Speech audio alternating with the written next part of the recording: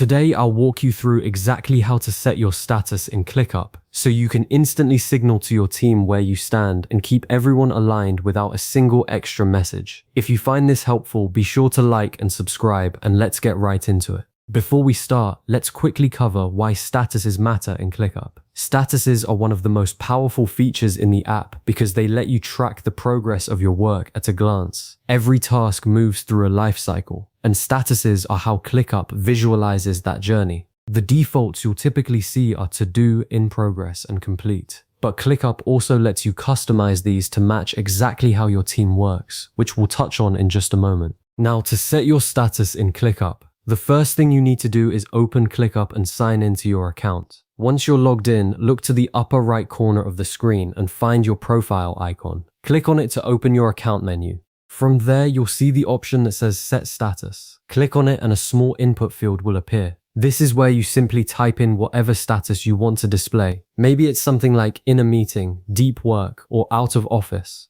Whatever reflects what you're actually doing right now. Once you've typed it in, confirm it and your status is live.